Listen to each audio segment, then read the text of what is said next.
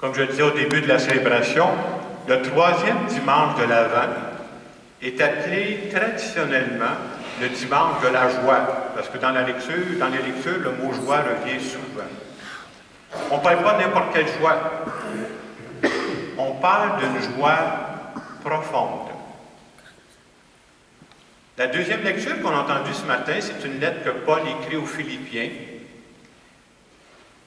Paul écrit cette lettre dans les années 54, en 54-58, à l'époque où Néron est empereur à Rome. Et Néron, l'empereur à Rome, c'est quelqu'un qui combattait les chrétiens. Ça veut dire quoi? Il les faisait tuer ou il les faisait mettre en prison. Et au moment où Paul lui-même écrit sa lettre aux chrétiens de Philippe, il est en prison. Et plutôt que de se plaindre de son sort, Paul écrit aux chrétiens qui savent qu'ils sont en train de vivre un moment difficile, ça chauffe, là. Il leur écrit, puis il va leur dire, soyez toujours dans la joie. Je leur ai dit, soyez dans la joie. Donc, vous voyez, Paul aurait pu dire, s'il te plaît, hey, moi-même, je suis en prison, ça ne marche pas, il n'y a rien à faire, on vit un moment difficile. Paul trouve sa joie à donner de l'espérance aux chrétiens qui vivent un moment difficile, qui sont en train de se décourager. Et à travers cet exemple-là, Paul veut nous montrer que même dans une situation pénible, tu es en prison, là, tu peux goûter à une belle joie si tu as le souci d'aider les autres, d'encourager les autres. Dans l'Évangile qu'on a entendu tantôt, il y a une question qui revient constamment, peut-être 5-6 fois dans le même Évangile. La question c'est, que devons-nous faire? Et pour appliquer ça notre dimanche de la joie, que devons-nous faire pour goûter à la joie profonde? Et parfois, les gens disent « Ah, la Bible, c'est compliqué », mais Jean-Baptiste répond, et puis il me semble que ce n'est pas compliqué ce qu'il dit. C'est simple. Celui qui a 2 vêtements, qui partage avec celui qui n'en a pas. Celui qui a de la nourriture, qu'il fasse de même. Et pour faire le lien avec notre thème de l'Avent, qui est un vrai oui, pour connaître une joie profonde, il faut être capable de dire un vrai oui pour aider les autres. Et ça procure une vraie joie, une joie qu'on peut ressentir profondément. En ce troisième dimanche de l'Avent, c'est un peu ce qu'on veut se faire dire. Depuis quelques semaines, au début de l'Avent, j'ai commencé une série d'homélies qui parlait sur les vrais oui. On disait au début qu'on peut avoir des changements importants qui arrivent dans notre vie à partir du moment où on dit un oui solide, un oui, un vrai oui. Et pour être capable de dire un vrai oui, on disait c'est impossible de dire un oui solide si je ne suis pas capable de dire non à autre chose. C'est à moi de faire des choix. C'est à moi de discerner où est-ce que moi je choisis de mettre mon temps. Où est-ce que je choisis de mettre mes énergies. Il n'y a pas personne qui va décider à ma place. Et c'est à moi de faire le discernement. On disait aussi que pour être capable de dire un vrai oui à Dieu, il faut être capable aussi, je dirais, de lâcher prise sur des choses. C'est très bien de faire des demandes à Dieu, puis j'espère que vous en faites, moi j'en fais tous les jours des demandes à Dieu. Parce que nous autres, on a une vision.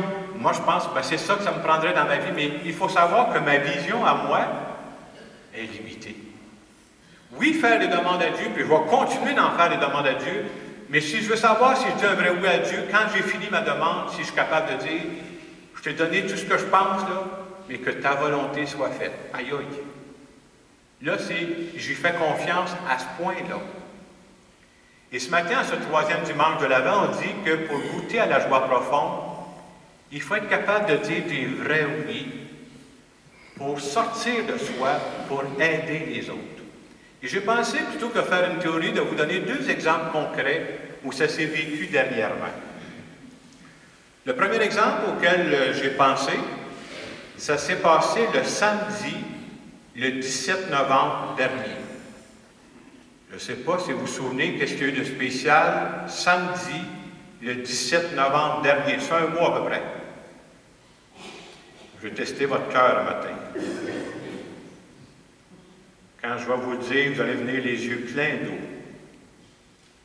C'était le défilé du Père Noël sur la rue Sainte-Catherine. Vraiment, vous me décevez là, ce matin. C'était le défilé du Père Noël, mais il s'est passé quelque chose de spécial cette année qui ne s'était jamais passé les autres années. Il y a un organisme à Montréal qui s'appelle Le Phare. Le Phare, c'est la seule maison de soins palliatifs pour enfants au Québec. Donc, soins palliatifs, mais pour enfants. Et pour la première fois cette année, il y a 10 enfants du Phare qui sont allés au défilé du Père Noël.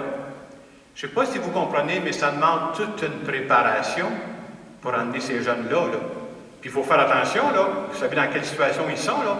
Eux autres, c'est des gens qui sont malades puis qui vont en mourir, là. Alors les déplacer, c'est tout un risque. Et pour être capable de faire ça, bien, ce sont des gens de l'urgence santé qui sont venus les chercher. Ils les ont emmenés au défilé, il y avait une place de préparée pour eux autres. Et la responsable du centre disait à quel point ces jeunes-là qui sont malades, là, donc c'est pas une situation, je parlais des situations pénibles, c'est une situation pénible, ça là. Cette journée-là, ils ont vécu une belle joie. Pendant quelques instants. Et pas juste les enfants, elle me disait, les parents de ces enfants-là étaient là, là. Essayez de penser que c'est votre gars qui est malade, c'est votre fille qui est malade, là. Puis tu le vois sourire là, pendant le défilé du Père Noël, puis ces parents-là savent très bien que probablement, c'est le dernier Noël qu'ils vivent avec leur enfant. Belle joie de voir son enfant vivre un instant de joie. Puis il n'y a pas juste ces gens-là qui ont vécu cette joie-là. Les gens d'urgence santé, on pourrait dire, ils ont juste fait le job. Non, non, non. À la fin de la journée, mettez-vous dans le peau de quelqu'un d'urgence santé. Tu dis, aujourd'hui, regarde ce que j'ai fait. J'ai permis à un enfant malade de vivre ce beau moment-là. Eux autres aussi, il y avait une joie. Les gens qui travaillaient pour l'urgence santé, puis les gens du Phare. Hein. Tout ça pour vous dire, hey, c'est une situation pénible, ça. Un enfant qui est déjà condamné par une maladie, puis de lui faire vivre une belle joie.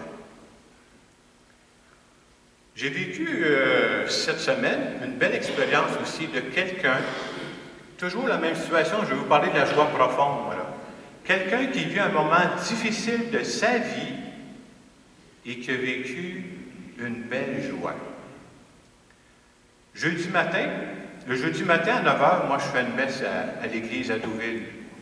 Alors quand je suis revenu ici, la secrétaire me dit, Jacques, il y a une madame qui a téléphoné.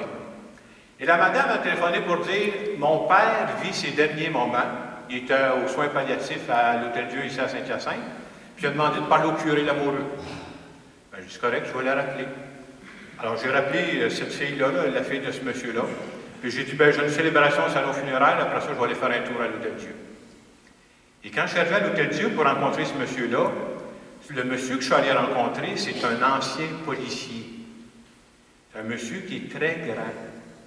Et dans ses jeunes années, dans ses bonnes années, ça peut être un gars bâti, s'il vous plaît. D'après moi, il peut être bâti comme moi, là, mais 100 livres en plus. Un vrai bonhomme. Alors, il m'a parlé un peu de ce qu'il vivait. Ça faisait quelques jours qu'il était aux soins palliatifs. Il était très conscient de l'étape qu'il vivait. C'est tout un détachement, hein, quand tu dis « je le sais, puis je ne peux pas m'en sortir ». Et au milieu de ce qu'il m'a partagé, à un moment donné, il m'a partagé une grande joie qu'il a vécue ces jours-ci, alors qu'il est dans une période de sa vie, on s'entend, c'est pénible, ça, là, de savoir que tu vis les derniers jours de sa vie. Il dit, vous savez, il dit, la fin de semaine passée, donc pas cette fin de semaine-ci, l'autre, il dit, mes enfants sont venus me visiter. Puis mes petits-enfants sont venus avec eux autres. Puis à un moment donné, ils m'ont demandé la bénédiction paternelle tout de suite, parce qu'ils savaient très bien que je ne me rendrais pas là. Et quand il m'a dit ça, le monsieur, il était tout ému. Il s'est mis à pleurer. Saviez-vous ça, vous autres? Que même des polices, ça pleure, ça, parfois. À un moment donné, il s'est repris, puis il s'est dit, vous savez, j'ai vécu un moment très émouvant quand ils m'ont demandé ça. Mais si vous saviez la grande joie que ça m'a fait. Une grande joie au milieu d'une situation pénible. Vous voyez que ce n'est pas la même joie d'un party de Noël à la fin d'une bouteille de vin, là. Une joie profonde. Alors j'ai parlé un peu avec lui, puis bon, j'ai donné l'onction des malades. Je suis revenu chez nous. Je peux vous dire que moi aussi, j'avais une belle joie dans le cœur de l'avoir rencontré et d'avoir entendu son témoignage. En fin de semaine, en ce 3e dimanche de l'Avent, on se faisait qu'on passe tous par des périodes plus pénibles, des périodes difficiles, de garder l'espérance que même dans ces situations-là, continuons d'ouvrir les yeux. Parce que même dans ces situations pénibles, c'est possible de goûter à des joies profondes à condition de dire des vrais oui. Et c'est à nous aussi de dire comment je pourrais aider des personnes, dire oui pour aider des personnes qui vivent ces moments difficiles présentement. Moi, je pense que c'est le message qui nous est adressé en fin de semaine. Et je vous invite, parce que dans les jours qui viennent, on sait qu'on va rencontrer beaucoup de monde, on va fêter Noël. Comment, moi, je pourrais être un élément qui contribue à ce que les gens vivent des joies profondes? Je vous laisse quelques instants pour en parler avec Dieu.